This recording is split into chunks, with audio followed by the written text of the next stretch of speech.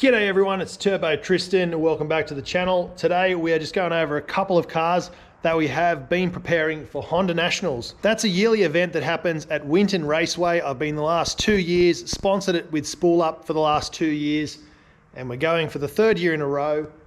Here's the first car which I'm going to show you guys today, which you're probably wondering, Honda Jazz.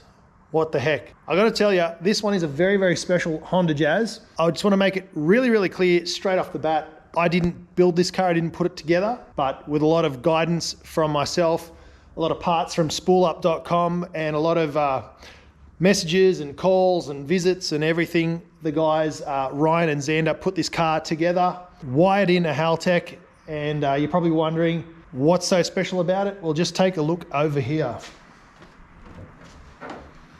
This is a K24 swapped Honda Jazz. Yep, that's right. Fits nice and easily in there. And when I say easy, there is a mount kit from Hasport which bolts this K24 straight in there. Now this is running at quite a few T7 parts. It's got the swivel housing, it's got the fuel rail, it's got injectors from Spool Up, fuel pump from Spool Up, some fittings from Spool Up. All the fuel line and everything is from Spool Up, and ECU, wideband, all that sort of stuff is all from spoolup.com.au. This is running the stock radiator. It's running a stock compression K24A3 from a Honda Accord Euro. As I mentioned, it's running a Haltech Elite 1500. I'll show you that in just a moment. The guys have done a really, really trick job wiring that in themselves. So first time wiring job. When you see it, you'll be really, really impressed. It's got a 50-degree VCT gear and a K20 oil pump, an EXEDY lightweight flywheel and EXEDY heavy-duty clutch. And it's running an FN2 Type R gearbox with a 5.1 ratio final drive and an M Factory LSD. So this thing is going to rip. A couple of other notable goodies which will be really difficult to see, but just back there, there's a honed brake booster delete kit, which is really, really cool. It's running drive-by-wire Bosch throttle body from spoolup.com.au as well. Let's take a look inside the car before I show you underneath it. All right, so let's jump in now. The guys have a Sparco bucket seat, a PowerTune digital dash. They've made their own panel for all the switches, kill switch, fuel injectors, ECU ignition, and a start button integrated perfectly in there. And then just in the glove box, they have made this really cool custom panel to wire in the Haltech Elite 1500 ECU. That is a really, really banger job. The guys have knocked it out of the park. Very, very neat. And all tucks away inside the glove box. Just like that. Nice custom shifter, which they found that on eBay. I've had to modify it to suit the FN2R gearbox by changing the orientation of the cables left to right over, but it works really, really well. Couldn't ask for more. And then, yeah, let's take a look at this setup. So all the race car switches, and then straight off the push button.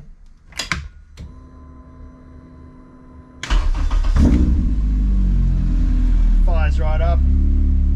Super laggy PowerTune dash. Takes about 10 years to start up, but once it does, it's not too bad. Still waiting. There we go. Wakey wakey.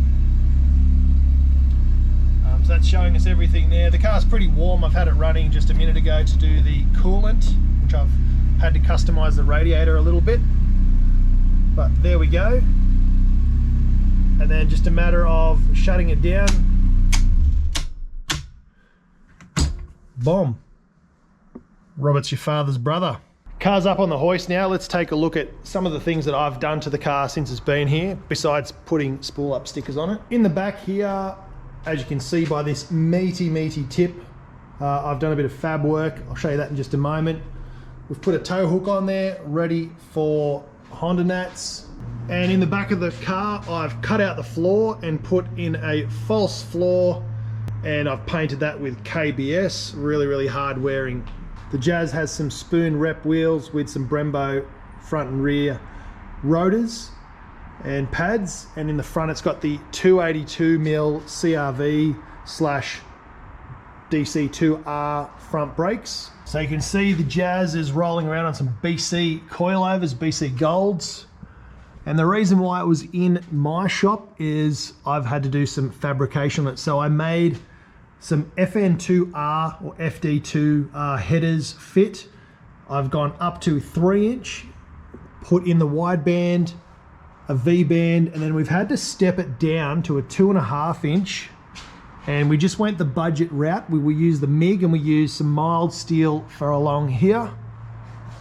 And yep, MIG boogers everywhere because it's just so tight to get the exhaust up and over there. I don't know how anyone, we did want to put a muffler up in this cavity here, which has tons of room, but it would have meant there would have been heaps of bends just coming under this chassis rail and then back up and down again just to make that fit, and then up and over here. And here is how we've managed to quieten it down. So from this V-band on, we're running a full 3-inch stainless steel TIG welded exhaust, which loops around there, nice and free flowing with a cross flow muffler here. So it comes in one side, goes diagonally and out to a steps up to a 4-inch tip.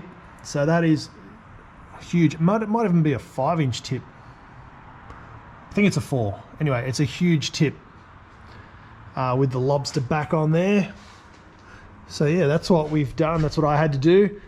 In the floor, this car was previously a written off car, so it's had some really bad repairs in the back. And I suggested to the guys, we don't want to let it out on track without some kind of bracing in the back. So what I've done is cut the boot out, welded in some thick heavy duty plates and some really, really thick stainless pipe or stainless tube. It's actually this stuff, which is really, really thick wall and really strong. And the reason why we did that is so if this thing ever hits a wall, that the back of the car is not going to fold in on itself. So safety first. I don't want any of my customers out on track without a safe car, and I wanted to make sure the chassis wasn't going to twist, causing the wheel alignment to go out, causing the car to run off the road. Or if they do hit anything, you know, touch wood, they don't, but if they ever do come off the track, and even if you hit a big enough ditch, the back of the car may have buckled. So now we have these braces in. It's as if it was never in an accident. It's even stronger, and we're not going to worry about losing the back of the car. So yeah, exhaust fab, radiator fab, floor fab, and just getting the car up and running on the Haltech. Just playing around with that. We've had Haltech on the phone. The guys have come back and checked all their wiring and such. So yeah, now it runs perfectly as it should. Here it is from underneath. The only thing we really had to do to make the headers and stuff fit was fit some adjustable WHITELINE sway bar brackets, which pulled the sway bar up, which gave us clearance here for the header. I've actually welded these 3 on so that they don't come loose. I don't know why you would have 3 bungs in one tube for the headers. So that's only looking after 2 ports. We need the wideband to read all 4 ports. So we waited till it's come down here and banged it there in 3-inch. So that's all tucked away. Cool fun fact about Jazz's, the fuel tank is in the middle of the car, which is great for center of balance. And the floor plan is pretty much the same as an FN2 Type R. So lots of things do cross over and do fit. So that's really awesome. I would love to do a swap for myself, maybe in a street car as a bit of a sleeper. But that's down the track once I start making that YouTuber money, But for now, I just got to give it another once over because the car's getting picked up on the weekend and going back to be finished off. And the guys, Ryan and Xander, have done an amazing job with this car. Everything now looks perfect and fits as it should, like OEM pretty much. If they can sort out a wheel alignment before Honda Nats, it is running a little bit of positive camber in the front, which is not going to help. They've got the nice sticky 200 treadwear hand-cooked tires, RS4s. These should be great on the track. They're brand new, plus the LSD, plus the power, etc., etc.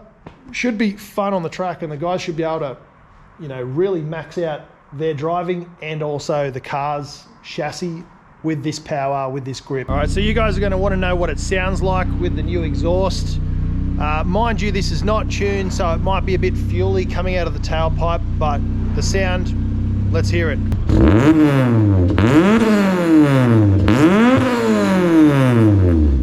That's enough. I don't want to annoy my neighbors too much today, but this is finished now. It's going home tonight, and we'll see it next at Honda Nats, or actually we'll see it next on the dyno when Chongi comes down.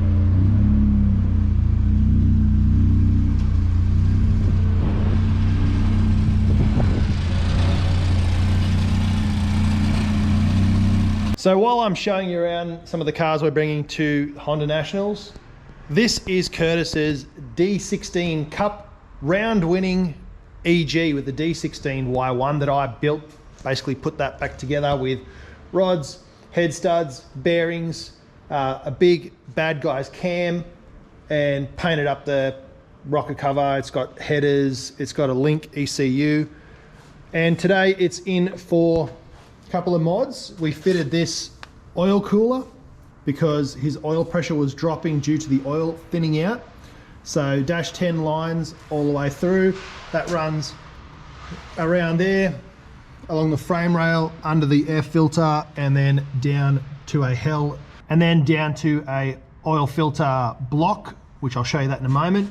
I've also moved his IAT temp sensor from the back of the intake. I just left the old one there and used another one I had and put that into his air intake. Speaking of air intakes, down here you can see that's the light from that LED shining through here and up.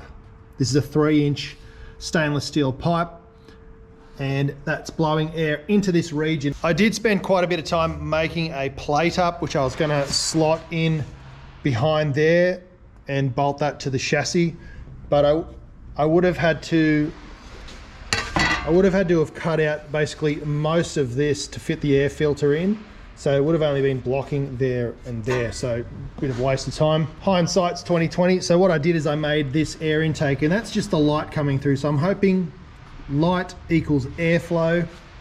That comes down here to a 3.5-inch silicon coupler, which goes directly to this place here on the bumper, and hopefully it'll just flick up a bit of cold air straight into here, flick it up, and just flick it up into this general area. It's not sealed, it's not pressurized, none of that. So just gently flowing in some air into this area to help get some cold air sucked into the intake should help things with the ECU figure out the best fuel mixture. Speaking of fuel mixtures, these are the eBay headers. I've heat wrapped them because we were cooking the oil. There's no point putting an oil cooler on if we don't wrap the exhaust where it's then induction heating the sump. So I just used spare titanium heat wrap that I had laying around. That was just enough to do that bottom section, not enough to do the top. Ideally, we should have done that as well, but I ran out. But the other thing that was causing a big issue for Curtis's tune was the flange here. You can see I've welded it up, the bolt holes, welded all the way around, gave it a little bit of a grind because I did use the MIG and booger it together, but this was leaking out so bad, like it was just pushing air straight out. So the O2 sensor that's here, which is totally useless, does nothing. It's not even connected to the ECU. It's just there to block that hole. As I was saying, that O2 bung is just to block that hole. The wideband, which is the proper one, is all the way back here. So 30 centimeters after the merge, 4 into 2 into 1, 2.5-inch stainless pipe with the wideband and the flex joint. This is the one we need reading the correct mixture of air and fuel. And with this cracked out here, it was blowing a lot of the exhaust gas out, and then when scavenging, it's sucking in air. So I was thinking it was really, really lean and not running much fuel at all. So I was dumping in tons and tons of fuel, fouling the plugs, blowing it all out here, causing flames to come out the back, which is cool, but not ideal, making the car run like shit. So fixed. Here you can see we have the hell.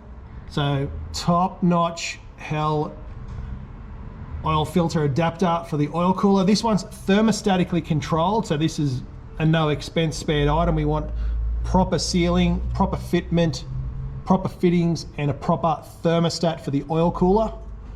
This one I think is set at 93 degrees, so as soon as it gets to 93, thermostat opens, and then it pumps the oil all the way through, down through the lines, into the cooler, which gets air cooled, pressurized, and then back all the way back in, and then back into the engine there. So top one is the feed, bottom one is the return. And there's also two other ports there, which if we wanted to run temp sensors and things like that, we could do. Not in the budget right now because spent a bunch of money on this and the fittings, but flip this that way and then run a sensor up the top. And this one is ready to fight another day and hopefully win some more D-Series Cup class rounds. This is a better view of the air intake pipe. I just used an existing hole there, an existing hole there, so that's solid mounted. It's not going to knock or rattle against the car. It might do nothing, it might do something, but we tried, and that's on there. So oil cooler, air cooler, sump protector, sump cooler, and correct air fuel ratio mixtures. So this car is getting ready to be representing Spool Up at the Honda Nationals. We've put some decals on the side of it, just like my car. But if you see this car at Honda Nats, go and say good day to Curtis and tell him that you've seen the build of his car on YouTube. So the next car going to Honda Nationals is my own car, previously known as Bois. Well, it's still Bois because I got some fake plates on it now that I'm running those actual legit plates on my Accord. I'm running them on, I got some novelty ones made up. So things that have happened on this car since you last seen it. I've trimmed the carbon fiber doors out even more. We have the entire interior out. Ollie is redoing all of the wires. We took out all the wires for all the reverse light switch. We took them out for the handbrake light switch. We took them out for the speakers. We're running new wires to the back of the car that does the tail lights. So we're keeping indicators, tail lights, brake lights, third brake light, and the fuel pump wiring. Everything else is coming out. We don't have any wiring here in the back doors. There's no door light to for here to show that the door's open or closed. There's no central locking. There's no power windows in there anymore. We are still running the power windows in the front doors just because I'm keeping the metal doors here with the side intrusion bars just for a little bit of extra safety until I get a full cage in this car. Better to be on the safe side just in case. You never know what's going to happen. You would have seen last time I've used the TNT Garage TPS there for the drive-by-wire pedal. We've gone with a drive-by-wire throttle body. This one's actually from a Mitsubishi 380. They actually come factory with a 74mm throttle body, and I'm running the T7 Designs RBC to Bosch drive-by-wire throttle body, so adapter plate. We're also running a fuel pressure sensor, which is going to tell the Haltech what's going on just to help with more engine protection. I'm running a remote sensor, which is a pressure sensor and a temp sensor. So I've got oil temp and oil pressure remotely on a little braided line that's about 35-40 centimeters long at the most. Everything else mechanically is the same. We're just redoing all the wiring. So Ollie's redoing the wiring for the headlights, just changing that because we had the body loom and the engine loom, and it ran sort of around the car because previously there was starter stuff on this side and alternator stuff on that side when it used to be a D-Series. That's all gone. We'll tuck that and make that all neat, get those wires out of the bay. Here in the boot is a major change. Yep, we've added a WHITELINE rear sway bar, but I've also got a RACEWORKS 2.3 litre surge tank. So what happens now is the fuel comes out of the fuel pump. It used to be a 540 Walbro in there. Now it's a 340 litre per hour RACEWORKS fuel pump. So lower voltage, lower volume. That pumps up into here through this, fills this tank, and then there's a second 340 litre per hour RACEWORKS fuel pump in here as well. That's all wired in, and then that feeds out to the front of the car. All right, so under the car, not a lot has changed either. However, the last time I drove this car, we had this muffler, not this one, but the muffler that was in this place, which was a bullet style hot dog muffler. So just a straight little resonator, didn't do too much. I've now upgraded it to a growl muffler. It's got much more padding in. It's going to help with the sound and the vibrations and stuff. Re-welded this on, and I've put a little bash plate here, and that's to save if I do bottom out the car, it's sort of going to deflect it over and scrape all the bottom of the muffler, but it's not going to get stuck on a straight edge. So if I'm flying along and I hit something and it gets caught on that, there's a chance it's going to rip my exhaust off and damage all under the car. That's going to smash down and bend being hot, and it's going to pump into the fuel tank and all that sort of stuff. Now it's like a little skid plate, fang along here, hit that skid and still scratch everything if I do bottom out, but it's not going to get stuck on anything. So that's been changed. New bigger flex joint. Inside this is the accordion style bellow, so it's really, really strong. It's just got this ugly braid on the outside. I've angled this up to give myself a little bit more clearance as well. Not too much, but I did. So that's been lifted up. And yeah, all in the back is still all the same. So I've got it up in the air today to drain all the E85 out of the tank. It's still dripping now, but I think it's pretty much done, and that's not going to matter whatever dribbles are left in there. Because I'm putting this back on 98 fuel. And the reason for that is the car's NA, it doesn't particularly need E85. E85 does help. You can add more timing and push the car a little bit harder. As far as overall power and everything goes on an NA K-Series, I might make an extra 5 kilowatts at absolute most right up top if I keep E85. The reason for changing it is the E85 is really difficult to find around Winton Raceway. You have to take a bunch of jerry cans yourself, and on E85 with the old 1000cc injectors that I did have, I'd do a 15-minute session. I'd use all the fuel down below, so this is before I had a surge tank, down below the pickup, and then the first corner of my next session, it'd slosh to one side, the car would fuel starve and cut out. So we want to avoid that.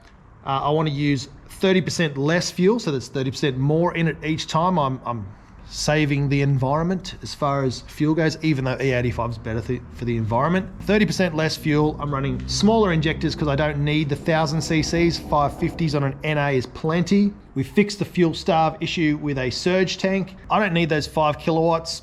You guys have watched me for long enough driving. Whilst I'm not a horrible driver, I'm certainly not a good driver, and I've got a long way to go before I outdrive this car, outdrive the tires, outdrive the brakes, outdrive the suspension, and I need 5 more kilowatts. So if and when that time comes, we'll judge that, but I'm gonna go a wider, stickier tire first, a better rated shock and spring combo first, before I even get to that, and then I may even still need to upgrade the brakes again, depending on how much faster I do get as I progress. And then we've got the Keiachi Carbon front aero, which I've decided I'm not going to run at Honda Nats just because I don't have any rear aero, which is going to unbalance the car. And again, I'm not at that level where I need the front aero, especially if I don't have the rear aero. Being a front wheel drive car with a big heavy engine, I need the downforce in the back first, then I need the front downforce. I've mentioned it a few times. Jared from Keiachi Carbon is a freaking legend. Love that bloke. He's just so fun to have around, and amazing that I did get a really good deal on that front splitter kit, which he's now launched a full business on after one video, and he's absolutely killing it. He's at World Time Attack right now with a ton of cars with his aero on it, just from launching his business from the one video he did with me and his aero splitter, which is over there gathering dust at the moment. So long story short, as soon as I get a rear spoiler, the front one will be going back on. I'll have a wider tire with a lower tread wear, go something like an 80 or a 140 tread wear in the front. These are a 240, so still, you know, plenty of time left in tires. Then I need wider, etc. I still don't know the Winton track, and I'm still learning to be the best driver I can be. And we're going to get this car retuned with the drive-by-wire and with the dual fuel pumps and the surge tank. So there's a lot to do and there's a lot to learn, a lot to get done. I've been prioritizing all the customer cars first. So we've been smashing those out. The next thing I have to do is put back on my honed development brake duct kit, because I still want to have nice cool brakes when I'm at the track. I still need that, so that's going back on. That's where we're at with my car. I've also flocked the dash, and once that's all in, I'll show you what that looks like. It might even be in the next video when we're actually at Honda Nats. This one is just an update video. I hate doing those, but there's been a lot going on, and I really wanted to show you guys this freaking hectic Jazz. Makes me smile every time I look at it, every time I start it. Just unreal. We've also got Curtis's D-Series Cup winning car, which is coming with us to Honda Nats, rocking the spool up logos. So yeah, we've got the logo on this one, logo on that one. I've got to do a window banner. Another thing I did do is I upgraded the bushes and the caster specs in the front of my car. So let's jump back to that footage where I did that a couple of months ago now. I've been saving it for you just for this very moment. So go check that out. Quick update on Bois behind me. We are doing all the suspension bushes and the roll center correction in the front end of the car. These were, up until just 5 minutes ago, stock standard arms from an unknown kilometer Wreckers EG, and I've been running this for the last 2 years, which is shame on me for not doing the bushes sooner. I did have new ball joints, but they were just the standard replacement ones, and it's got new bearings. Everything else is new on it. There's a CRV knuckle, which is the same as an EK1 sedan, just with the 5-stud and the bigger bearing. But what I've gone ahead and done is swapped out the bushes with WHITELINE bushes, inner and outer. So this is the shock mount bush, and this is the inner subframe bush. The other thing we're doing, which you would have seen me do last week on Curtis's car, is we are doing the caster adjustment. So we're going to put the wheels further forward, and to do that, instead of the arm being like this, we're going to put some washers in there like so, and that then allows this arm to be pushed forward, giving caster adjustment. So normally the arms are fairly well parallel. With this small amount of spacer, if you drew a straight line, it would increase caster by 1.5 degrees, which is the recommended starting point from WHITELINE. That's what I'm going to do. I'm not super duper extreme. I'm still learning and getting used to the car. So making all of these changes, I won't know what's better for me and what makes me a better driver or not, but we're doing it anyway. And I've also got the bushes for the back here. They're already in the car, and they've got a 0.5 adjustment. So 0.5, which 0.5 plus 1.5 equals 2 degrees of caster in the front, which is quite a substantial upgrade from 0, 2 degrees forward. Forward will help with steering response and also traction and grip, putting the wheels further forward, making my wheelbase ever so slightly longer, I guess. That's my thoughts. I didn't read or look that up. That's just what I think.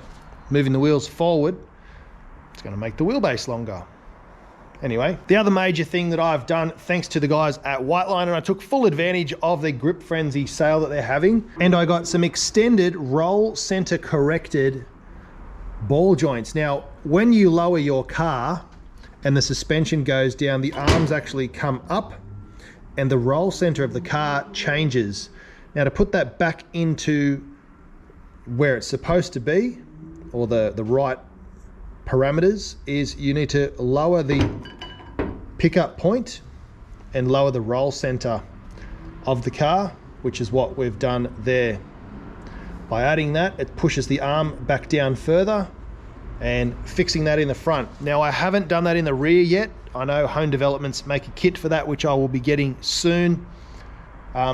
This was just on sale, so I took advantage of that. Honda also make their own ones, but WHITELINE having a deal, so I grabbed those. Here's one I've prepared earlier. It is all fitted up and in the car.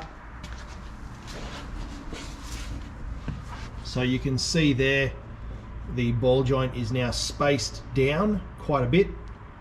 And then we've got the new bushes installed and the new caster corrected rear bush. So all white line gear with my white line sway bar that's dangling just there. I've got it apart so I can fit the other side in. One thing you'll notice moving the wheels further forward is it actually helps correct the angle of the drive shafts too. So they're still sort of pointing backwards a little bit, but now with this they're going to bring them further forward, which means they're going to be more in line with the center point of the gearbox and the axles there. So all those little things are going to help me. Tiny, tiny steps. Anyway, let's get the other side in and then I'll give you some more updates. So now you've seen that these are them all fitted back up. We've got the roll center correction front ball joints. We've got the new bushes here, new bushes here, and we've got the offset bushes here. So we've pushed these out and then we've pushed the caster forward. And you can see here the spacer kit. I've just ran with the conservative starting point that Whiteline recommends, so it's a little bit more than stock. And you can see the gap here in front is closer than the gap here at the back. So we've managed to push the wheels further forward. We're starting with, I think it's 4 or 5 degrees of extra caster. I'm sure I said that in the last section, so yeah, we'll keep that in. But yeah, now it's time to put the car back together. I do need to make these lines again, so I've got to change my feed line to go back over to these bulkhead fittings. My return line can stay. So yeah, where this comes out, we're going to take this over to there, and then from there back to here, which is the feed line. And if you're wondering how I did that, I just used some RACEWORKS bulkhead fittings and just drill those through there. So nothing on this side yet, we've got to get that done. So they'll run probably between there and sort of down along here, so it's away from my suspension and brakes, and just tuck probably back up along there, just keep it all out of the road, and then only drop down right there where we need to. So I better get that done, better get to work.